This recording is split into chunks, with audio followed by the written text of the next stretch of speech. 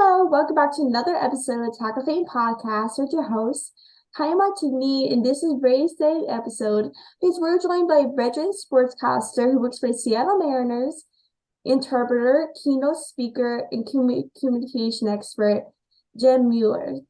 I can't thank you so much for coming on the podcast, but what can you do? You can do everything. Thank you so much for coming on the podcast. It's a pleasure to talk with you. Absolutely. This is going to be fun. For sure. And I want to ask you, why was being a sports broadcaster? I know you've been doing this for a couple of years. Why was it kind of a fit for you? You're very kind to say it's been a couple of years. It's actually better than 20 years, but a couple of years makes me seem less old than I actually am. But sport broadcasting, I tease people, or I kind of joke in saying, sports fits my personality and sports broadcasting fits my skill set. I am a super competitive person. I was an athlete all through high school. I found ways to compete when I was in college. So I love being around sports. I was a sports fan long before I was a sports broadcaster, but I am also the person who got talks too much on every report card. And it got encouraged to go in the direction of broadcasting. So my skill set of being able to talk, extroverted, enjoying people, and being able to tell stories, that's why sports broadcasting fits my set. I was exactly the same way. I grew up in sports. I literally come with a brother that plays baseball basically every single day. I've been a sports fan for years. I grew up as a sports family. For example, if you come to my house, so my whole basement is basically all Penn State football type of things. For example, it's all crazy. And are you originally from Seattle or are you from out of state? Nope, I was born in Louisiana, grew up mostly in Texas. My family is still in Houston, but I have lived in Seattle for more than 22 years now. Amazing. How did you get the job with the Seattle Mariners? I know with working sports, you need tons of experience. I know, I already have a job with a baseball team. I'm like, might as well just get started early rather than just wait until college. Yeah, so it's a little bit of a non-traditional path that I took. I do have a degree in broadcasting journalism. I knew that I wanted to be on TV, but the first job that I got right out of school was behind the scenes. I was an associate sports producer. My second job was as a sports producer. So everything was happening behind the scenes. The producer is the one who decides what's going to be talked about in a sports broadcast, the order the stories are going to go, and how much time you spend on each one of the stories. Producers typically write all of the scripts for the anchors, sometimes for the reporters. So I was doing that for the first 6 or 7 years of my career. On the side, at night, when everybody would go home, I was working on my own resume reel to be on air. But the job I was hired for at Root Sports was to be a producer. And I showed them what I'd been working on behind the scenes and asked if I could have an opportunity to just try, because I've been working on some on-air tapes, and it didn't take longer than about 3 weeks before something happened. They needed somebody who could both produce a show and go out and host a show. So everything kind of came together. A non-traditional way to end up on TV, but I've been on the Mariners broadcast now 16 years, and I still produce a weekly show. That's amazing. Did you were you an anchor or were you just a reporter? Because I know being a producer, there's two different things in terms of anchoring, reporting. Because I know my cousins either remember my cousin being just a reporter and then she switched to anchor. Yeah. So when I was a producer, I was just a producer. But at night, and everybody would leave, I would take the sound bite that the reporters had used in their packages, and I would work on my own. I would rework it and pretend I was the reporter. So it would be 2 a.m. I'm sitting at my desk and I'm pretending like I'm turning in the story that day. I would ask photographers, would go out and I get to shoot one stand up to put in those packages. I would show my boss, who's also a mentor and a dear friend. He would give me feedback and critiques. And I did this for years behind the scenes where nobody was watching. I've always been more interested in reporting and anchoring. So the difference typically is an anchor is kind of not only are they running the show, but they're at the desk.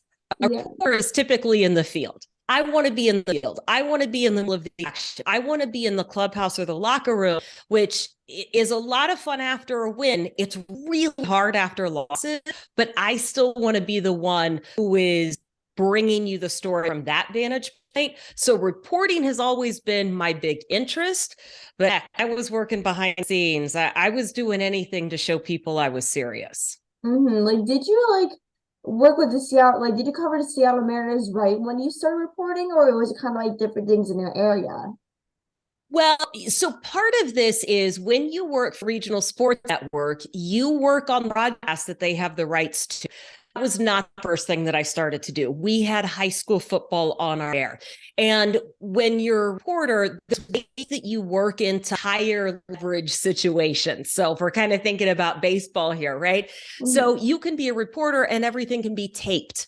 It's not live. That's what I was doing first. I would go out and do 30-minute shows where I could be the reporter, but everything was on tape. So if I messed something, we could do it again. If I didn't look the way that looked, we could fix it with some editing. We could move things around, but it wasn't a lot of pressure to get it right with a live audience watching, right? So if we screwed up, it was a pretty okay situation to screw up in.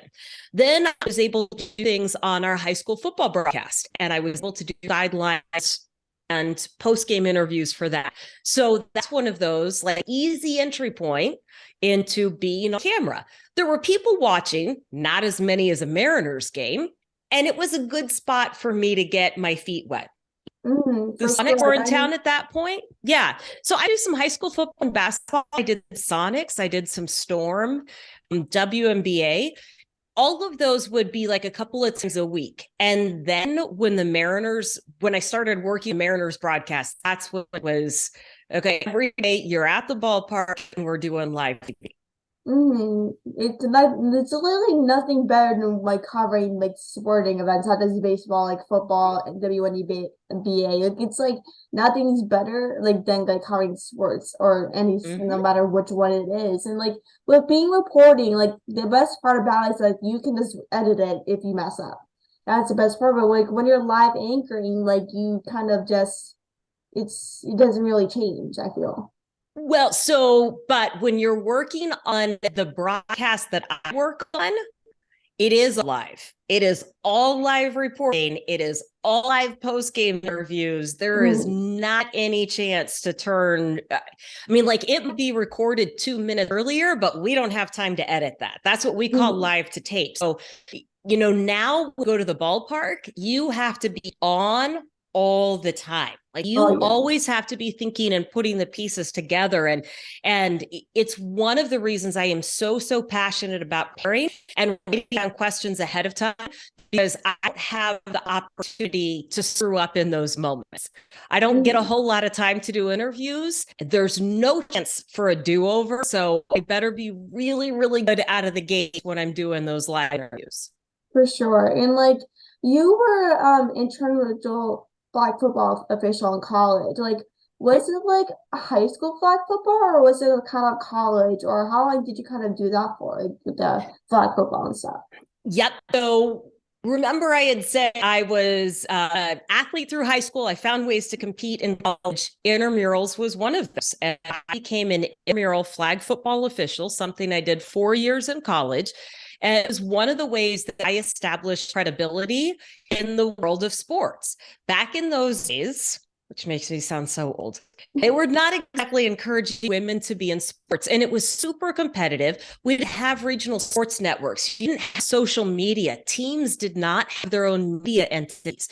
There weren't that many sports jobs available. So I wanted to show people that I was serious, and I needed a different angle than any of the guys that I was in class with who had played football before. I grew up in Texas. Everybody loves football. Everybody knows football. But this was going to be the way that I separated myself. After a couple of years of intramural flag football, I had reached the highest level of that, and I wanted a new challenge. So I did become a high school football official while I was in Texas. did that for 10 years. It taught me a lot about the game. It taught me a lot about managing people. It taught me a lot about having thick skin and not letting things get to me. And it is some most fun that I've ever had. You talk about being in the middle of the action. An official is literally in the middle of the action. It can be a lot of fun to be on the field. It can be a challenge, but yeah, it started off as something they had fun with to establish credibility, and I did it for a number of years as a result. That's amazing. Like that, like the best part about working in sports, or even as a reporter, is like you're literally in the middle of action, no matter what, whether it's on the field, a reporter, or basically entertaining the crowd. That's why I do for work, is entertaining. But like that's literally the best part about it, is that like you get to be part of the whole kind of game day experience. No matter if you went to games there before, like you sometimes have to enjoy it as a fan, but then like it's a total different experience when you basically kind of be in the middle of it. It absolutely is. And it's an honor to be in the middle of it. It's a really big honor doing the job that I do now, where you talk to people and essentially I'm giving athletes a platform to share their story. They're going to talk about some of their milestones for years and years and years. They're going to talk about getting a Gatorade bath after a big home run or a walk-off win. And I'm standing right there, having them during the interview, either helping the guys facilitate the Gatorade bath or just bring that conversation to life in front of the audience so that everybody has a memory about it. And that's a tremendous honor during the course of my career. Like, do you have like a memorial interview that you did for the Mariners, or just like journalism and like general? Like, do you have a favorite interview? Yeah, my favorite interview of all time is the one that I did after Felix Hernandez threw a perfect game. It happened back in 2012. I was the first person who got to interview him, and there was a little bit of there's a backstory there, but everybody could see this coming. Everybody knew that Felix was on his game. And we had a little bit of a disagreement earlier in the year. We patched that up in the back of my mind, thinking, what if he doesn't want to talk to me? Like, what if he does something really, really cool and he doesn't want to talk to me after the game?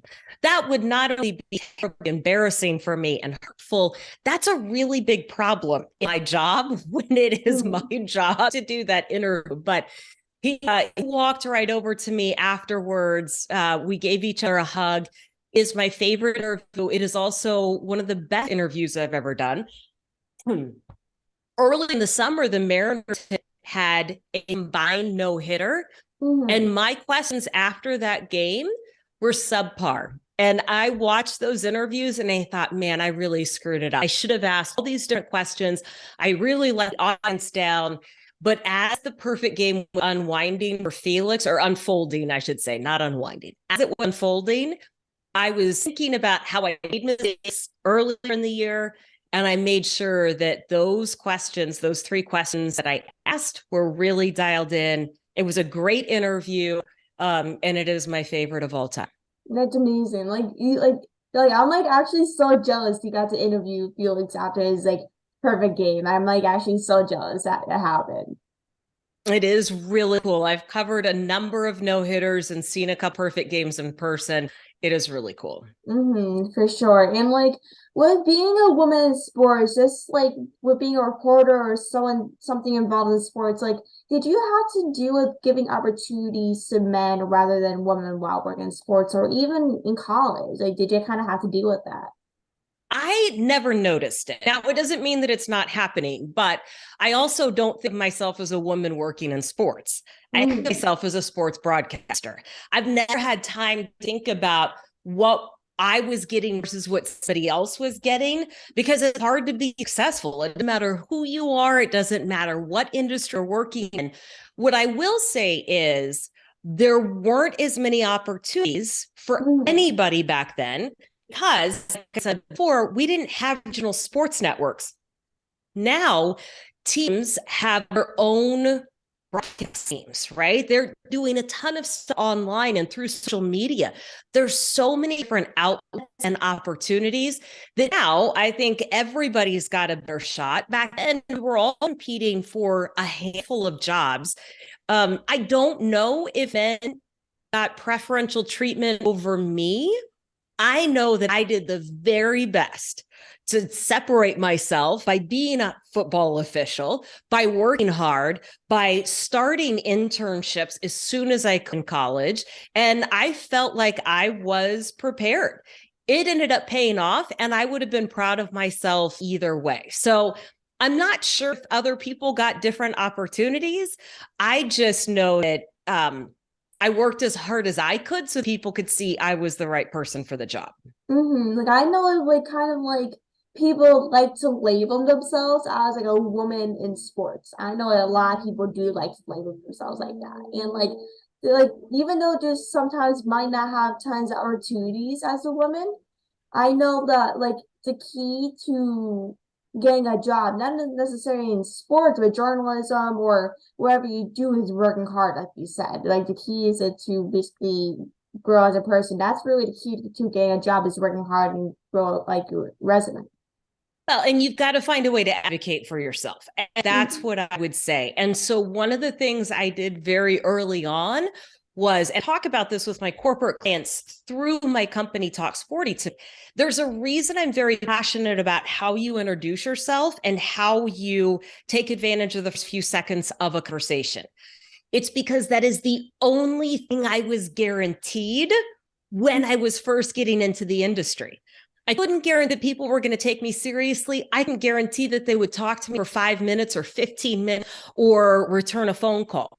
What I knew for sure is that they would stand there for 15 seconds and pay attention while I introduced myself or while I had that first part of a conversation. So I made sure that I know how to maximize that. I call it a success statement. It's about being very intentional and strategic about calling out a recent success and how you introduce yourself to somebody. Because like the key to kind of like doing journalism or basically being a sportscaster is like no matter if it's like 20 minutes, 30 minutes, an hour, a couple seconds, like you can always take a couple seconds to really kind of introduce yourself and be like, hey, like my name's like Kylie, for example. This will take 50 seconds, then you can go. That is asked one or two questions and time goes Yeah, on. and here's the thing about that. So when you introduce yourself to athletes, they need to know why you're doing that.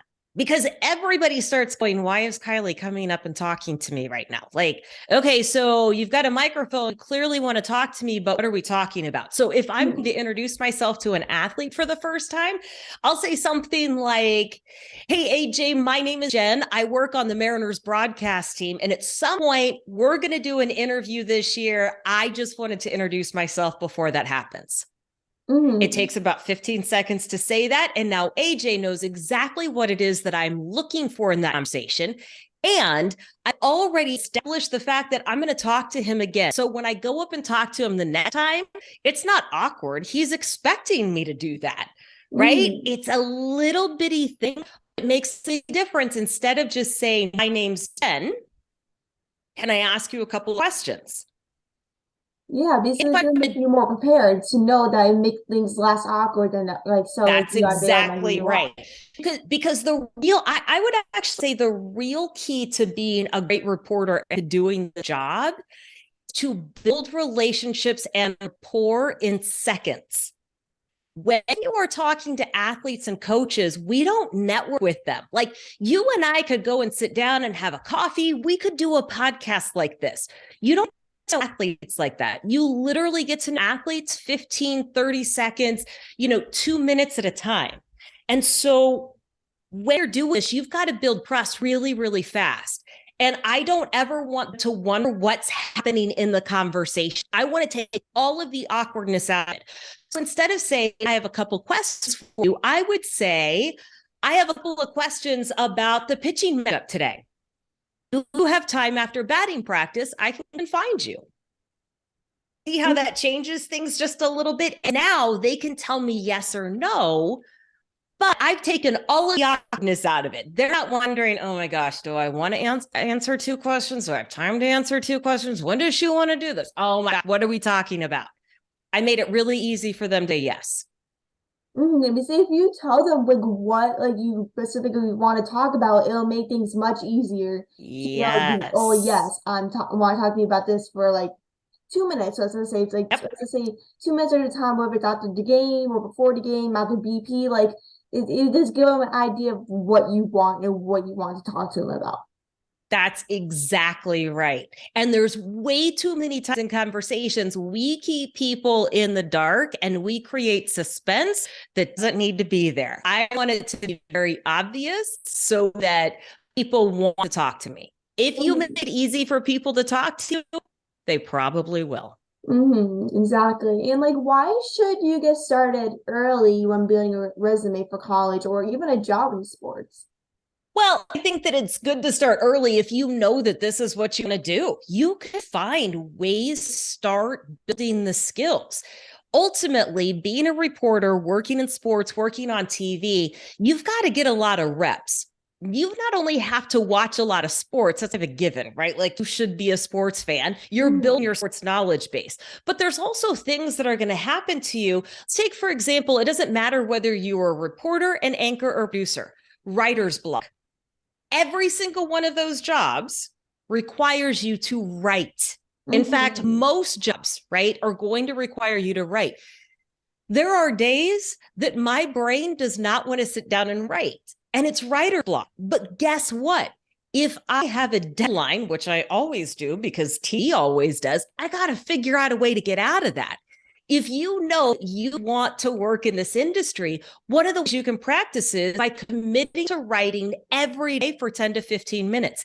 Even if you don't want to, write about that game that you watched last night, write about the game that's come up today. There's so much out there. You can start playing as if what you want to be as a reporter, you can go out and you can get a job that allows you to be a reporter, but you can also start working on those skills right now. The better your habits are and more experience and reps you have, the easier it is to find success when you start getting into the industry. And it does show that you're serious. I mean, there's a lot of competition for internships, jobs across the board. And so it helps show that you have been working on things and that you're taking it seriously. Exactly. Whatever, it's like you're in your 20s or like when you're a teenager, like whether you want to pursue journalism and like entertainment, sports, etc. Like you, like there's ways to get started, not necessarily in a job, so you can always write because every news station or like entertainment, not saying every like entertainment source does, but you should, most likely if you want to be a writer, they want to see your writing pieces that you wrote. Yep, Most likely. they absolutely do. And like the best way to, if whether you want to cover sports, was to say like you went to a baseball game that day, write about that baseball game or how like that player played or how did that pitcher react that way? Like why do you react that way? Like just things like that. Because like the way you build that writing up to what you want to do, it'll gain better experience and to make you become a better writer. Yes. And one of the things I would add to that is make sure you have a mentor or somebody that can help give feedback and critiques. Because it's one thing to write and it's one thing to write well. You can write a lot of stuff, but if it's not well written and if there isn't progress being made in the writing style, because there's definite writing style for TV versus online versus print journalism, you've got to have somebody who can give you some constructive feedback and people who can help you. So when I was putting together that stuff behind the scenes, my boss and my mentor, he was the guideline. I would show him, he would give me constructive feedback, and I'd go back and I would do it again. So that's the piece that you need to make sure you have on that front. But also, if you're looking for jobs and you're looking for internship, don't just look at professional sports teams. Everybody wants to work there. That is a really, really tough place to start. But your local high school or small college might need some help. Or maybe it's a league that has like dodgeball and, kickball for adults. That sport looks different than covering a major league team or professional team, but it's still sports, and you still get experience working in the indoor department in college. That's sports, and you have to learn how to deal with people and communicate effectively. So your ultimate goal might be working in professional baseball or football or hockey or whatever it is. Probably not where you're going to start. So let's look at some other ways that have easier entry points. But so like the lower you go and the more experience you gain, that's where it's going to lead to you to make it, like, basically get a job for a major sports team. Like, Yep. maybe it's to say the Mariners, for example, or the Eagles, like, what's it say as an example, but like working for a major league team does not come out right after that. It doesn't. Nope. It does not. No. And like, why are communication skills important in the interview, especially like for interviews? I mean, I would say communication skills are always important, right? Every job is based on communication skills, even those that are not in the communication field. It's important, especially for what we do and in an interview, because you're communicating with multiple audiences. I'm not only talking to the person in front of me, I'm talking to the audience at home. But in that audience at home are the front office staff of the player that I'm talking to. The teammates are probably going to hear what I have to say. And if this is a post-game interview in stadium, they actually play this for the fans that are live in the building. I also have sponsors to think about and the people at the TV station.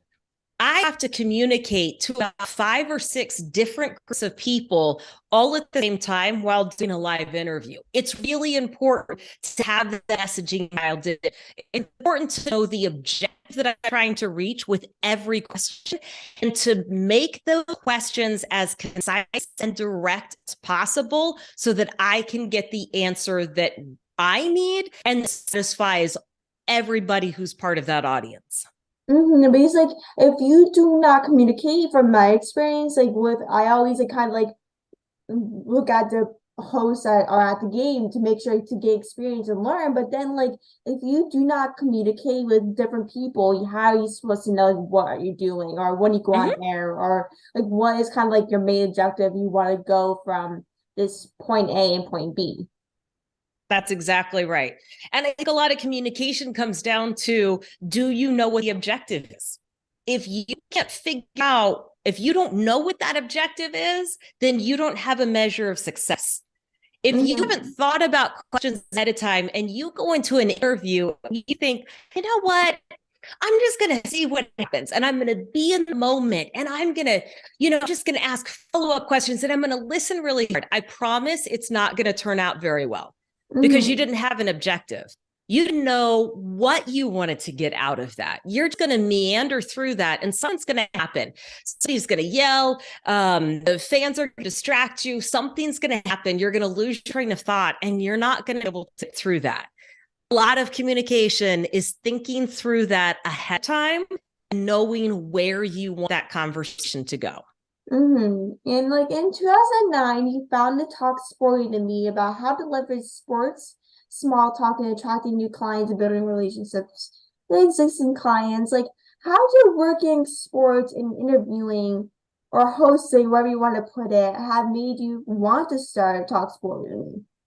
Well, there's a lot of stuff that goes into Talk Sporty to me, but here was the main driving force behind it. Sports fans love to talk about sports, but most of the time they are focused on the stats and the score and the outcome. There is so much more you could be talking about during the course of the day. And I know that a lot of people use sports metaphors in business. And I got to be honest with you, I'm not a huge fan of sports metaphors. They don't do a whole lot. But when I talk about leveraging fandom, number one, it's understanding how to connect with people. If more than half of all Americans are sports fans, and that's based on yearly studies done by the Gallup poll, then that's something I should be able to talk about because I can easily connect with millions and millions of people in the United States. Number two, I need an object lesson.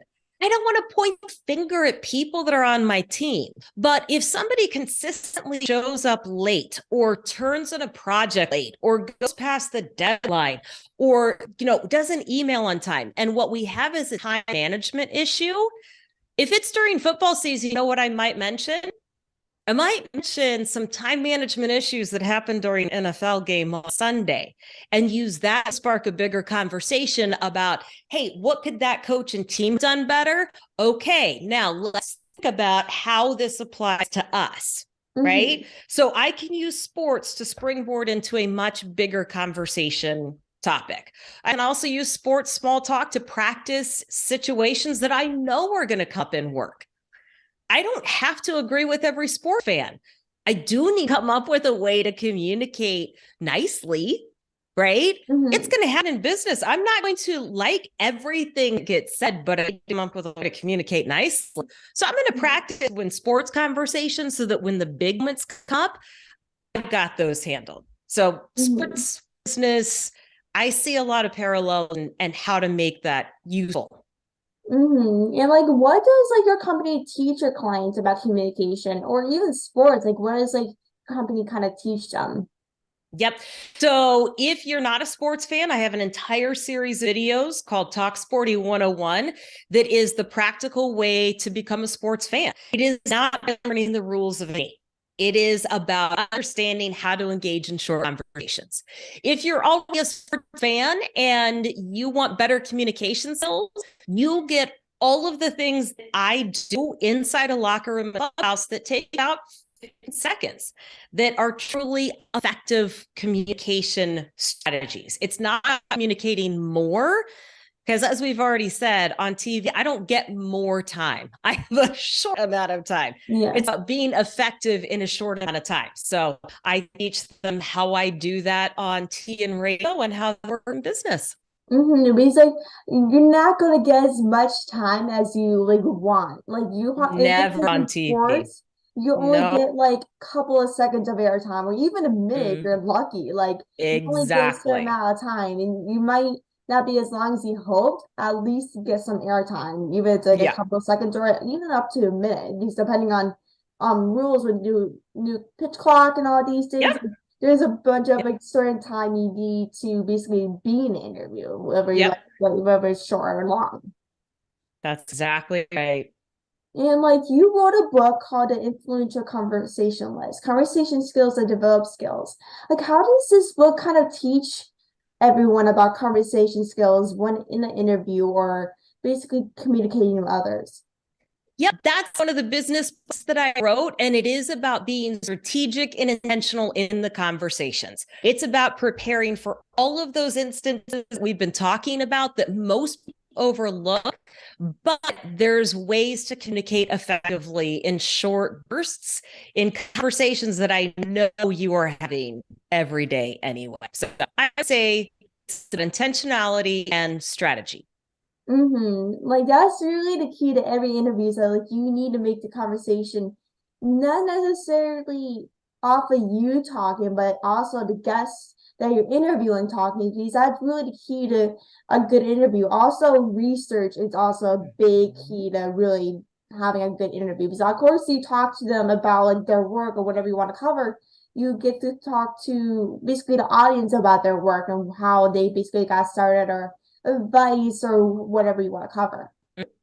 That's exactly right. And you've done great work research on this one. Thank you. And in the book, you got Seattle Seahawks player Doug Baldwin for the book. How did you get him to do that. Like I'm a big Seattle Oh, Seahawks fan, so I was like, I had to ask this question because I'm the biggest Seattle Seahawks fan.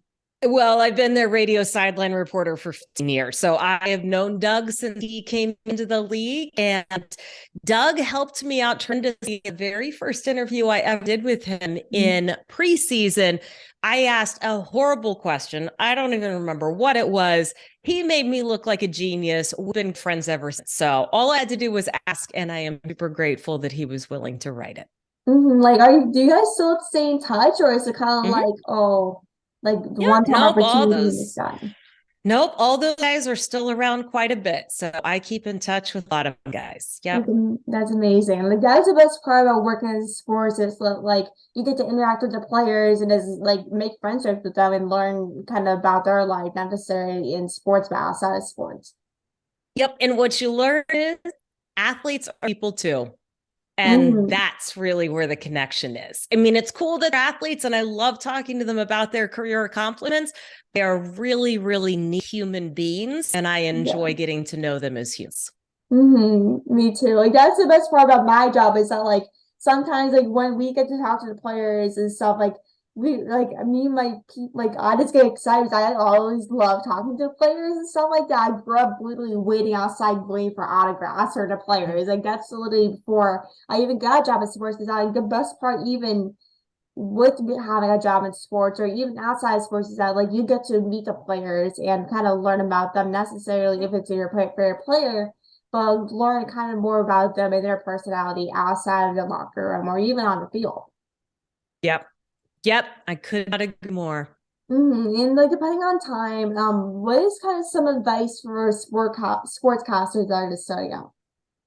I would say stick with it longer than you think it's going to take and find ways to get reps.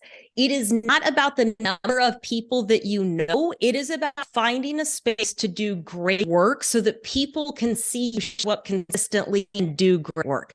Certainly meet as many people as you can, but all of those business cards or LinkedIn requests, they're not going to mean anything if people can't see you show up and consistently do good work.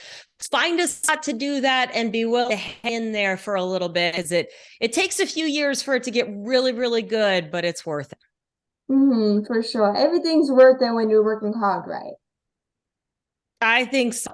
Yes. When I get to talk for a lane, I am very, very happy. Me and you both. I couldn't have said it better. But like, thank you so much for coming on the podcast. I really appreciate you taking your time. Come on the podcast. I so appreciate it. And I wish you all the best. And I hope next time I head down to Seattle, which is probably hopefully soon, I'll definitely maybe meet for coffee or something. Sounds good. Thanks, Kylie. Great. Thanks so much. Have a great rest of your day, Jen. You too.